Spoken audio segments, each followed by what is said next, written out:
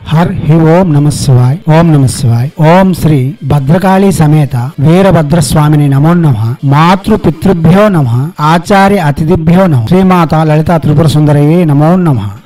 శివశక్తి స్వరూపులారా, చాలా మంది శిష్యులు భక్తులు కులదేవత మాకు తెలియదు, కులదేవత ఆరాధన చేయాలి, ఎలా చేయాలి, ఏం చేయాలి అని ప్రశ్నిస్తూ ఉన్నారు. కులదేవత ఆరాధనకు విశేషత ఏమీ అవసరం లేదని, మనం ఎలా పిలిచినా అలాగే పలుకుతారని చాలా ప్రసంగాల్లో చెప్తున్నప్పటికీ కూడా మరల అడుగుతున్నారు కులదేవత యొక్క మంత్రం చెప్పాలని. హైందవ సనాతన ధర్మ ఋషులు ప్రతిదానికి మంత్ర విధులతో చెప్పి ఉన్నారు, మంత్రాలు ఉన్నాయి కూడా. కాబట్టి ఆ మంత్రం ఇప్పుడు అందించేందుకు రత్నశ్రీ మీ ముందుకు వచ్చింది. ఆ మంత్రం మీకు అందిస్తుంది. కులదేవతకు మనం ఏమి చేయవలసిన అవసరం లేదు. ప్రతిరోజు దీపారాధన చేస్తున్నాం, ప్రతిరోజు తొలి సంధ్య మరు సంధ్య దీపారాధన చేస్తూ ఒక నమస్కారం చేస్తున్నాం అంటే అది కులదేవతకే చెందు. కాబట్టి మనం ప్రత్యేకించి చేయవలసిన అవసరం లేదని చాలా సార్లు చెప్పాం. గాని మీ యొక్క సంతృప్తి కోసం విధులు ఉన్నాయి కదా అని అందించడానికి మీ ముందుకు వచ్చాం. కులదేవత అంటే పంచారణం వారు అనగా విశ్వబ్రాహ్మణ, జంగమ, దేవర, శాలి, పట్టిశాలి ఈ 5 కులముల వారు వీరశైవులని, వీరికి భద్రకాళి సమేత వీరభద్రుడే కులదైవం అని, ఇష్టదైవం శివుడని ఇంతకు ముందు చెప్పి ఉన్నాం. అదే ప్రకారంగా కాపు వారికి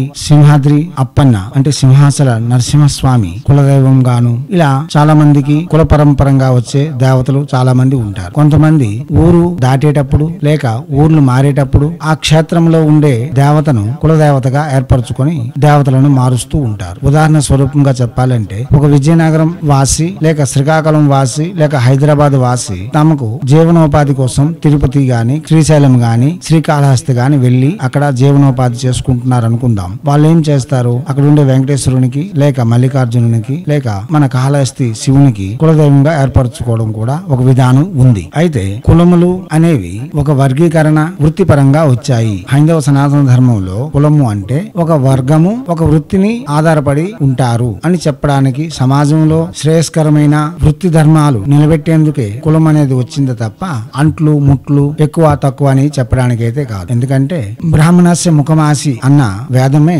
పాదో శూద్రో అజాయత అని చెప్పబడింది. బ్రహ్మ యొక్క ముఖము బ్రాహ్మణులని చెప్పబడితే పాదములు శూద్రుడు. పాదములు ఎవరివి? విష్ణు యొక్క పాదములే కదా.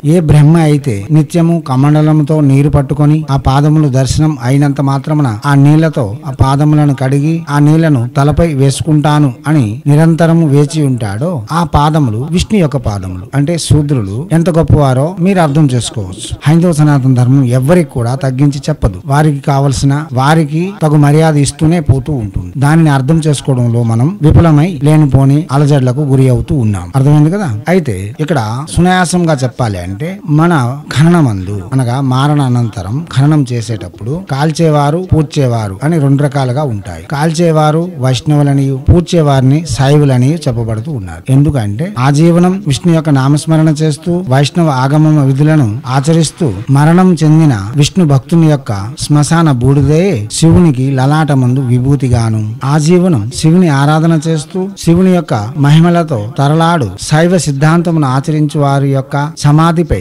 విష్ణు యొక్క చిన్నమైన తులసిని నాటడం మనం చూస్తూ ఉంటాం. కాబట్టి శివ వైష్ణవ భేదములు లేకుండా, కుల వర్గ భేదములు లేకుండా సమాజంలో అందరూ సమానంగా ఉంటూ వృత్తిపరమైన భేదములతో, అంటే ఎవరు చేసిన వృత్తి వారు చేస్తేనే సక్రమంగా సాగితేనే ఈ సమాజం నాకు మనుగడ సాధ్యము, లేని ఎడ్ల మనుగడ సాధ్యం కాదు. కాబట్టి వృత్తి కులములు ఏర్పడ్డాయి. ఆ కులములకు కొన్ని దైవములు కూడా ఏర్పడ్డాయి. అయితే రైతులు నాగలితో దుక్కి పంటలు పండించే ప్రతి వారికి నాగేశ్వర గోత్రమే ఉంటుంది. ఆ విషయం కూడా ఇంతకు ముందు చాలా ప్రసంగాల్లో చెప్పి ఉన్నాం. వారందరూ నాగదేవతనే కులదేవతగా పూజించుకోవచ్చు, పూజలు చేసుకోవచ్చు. మాలవారికి అనగా పూల దండలను మాలల కట్టి ఇచ్చే మాలవారికి, మరి కొంతమందికి ఎల్లమ్మే కులదైవంగా ఉంటుంది. వీరందరూ ఆ దేవతను పూజించి తమ కులదైవంను పూజించాముగా భావన చేసుకోవచ్చు. ఎవరికైతే ఖననం చేసేటప్పుడు కాల్చబడుతున్నారో వారు వైష్ణవ ఆగమనకు చెందిన వారుగా భావన చేసి విష్ణు యొక్క మంత్రం ఏదైనా సరే జపం చేస్తూ విష్ణునే కులదైవంగా భావన చేయవచ్చు. ఎవరినైతే పూడ్చుతున్నారో వారు శివుడినే కులదైవంగా భావన చేసి శివుని యొక్క మంత్రం కూడా జపం చేయవచ్చు, శివ ఆరాధనలు చేసుకోవచ్చు. ఇంకా చెప్పుకోవాలంటే కులదైవం యొక్క మంత్రం కూడా మీకు అందిస్తున్నాం. ఈ మంత్రం చేసి కూడా కులదైవంను ప్రసన్నత చేకూర్చుకోవచ్చు. అయితే ఈ మంత్రము కూడా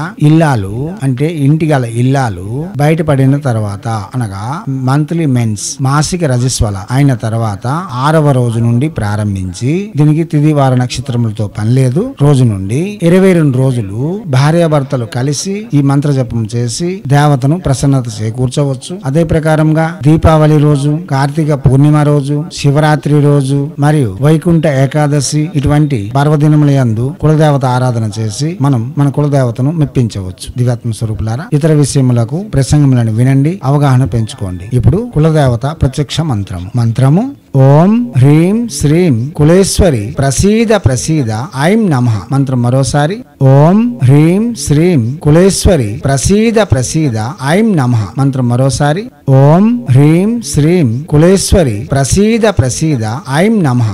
దివ్యాత్మ స్వరూపులారా, మనకు తల్లిదండ్రుల వంటి వారు కులదేవత, ఇష్టదేవత. వారి యొక్క అనుగ్రహం లేకుండా ఇతర సాధనలు చేయడం అన్నది చాలా కష్టమని చెప్పుకోవచ్చు. ముందుగా వీరి యొక్క అనుగ్రహం మనకు లభిస్తే ఇతర సాధనలు అతి సునాయాసంగా చేసుకోవచ్చు.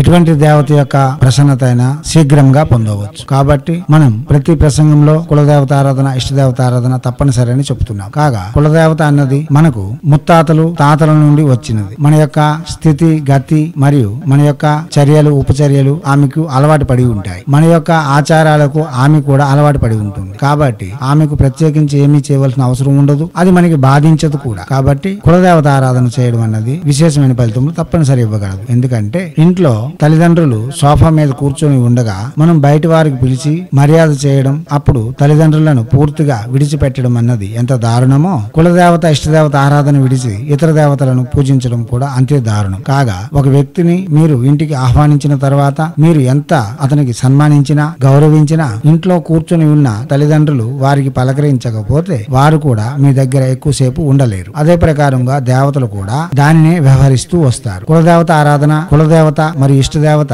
మీరు సాధన చేస్తున్న దేవతకు గాని సరైన గౌరవం ఇవ్వకపోతే వారు కూడా ఎక్కువ రోజులు మీతో కొనసాగలేరు. దీనిని దృష్టిలో ఉంచుకొని కులదేవత ఆరాధన, ఇష్టదేవత ఆరాధన తప్పనిసరి చేయవలసి ఉంటుంది. దివ్యాత్మ స్వరూపులారా, అర్థం చేసుకుని ముందుకు సాగుతూ మన యొక్క సాధన నియమాలను ఆచరిస్తూనే మనకు కావలసిన మనస్కామ్యాన్ని తీర్చుకుంటూనే మన జీవితంలో మనమే నిర్మించుకొని ఆనందకరమైన, ఆహ్లాదకరమైన, శాంతియుతమైన, భోగదాయకమైన జీవితంలో కొనసాగించాలని ఆశిస్తూ హైందవ సనాతన ధర్మ ఋషులు మన కోసం అందించిన విద్యలు వినియోగించుకోవడంలోను, భారతీయ సంస్కృతి సాంప్రదాయాలు కాపాడంలోను మనకంటూ ఒక గుర్తింపు తెచ్చిపెడతారని కోరుకుంటూ ఎప్పుడు మీ సేవలో రత్నశ్రీ హిందూ సేవ సమాజ్ ఆచార్య భీమసింగ్ రవికుమార్ ఆర్ ఆఫ్ నిఖిలానంద సాగర్ మహారాజ్.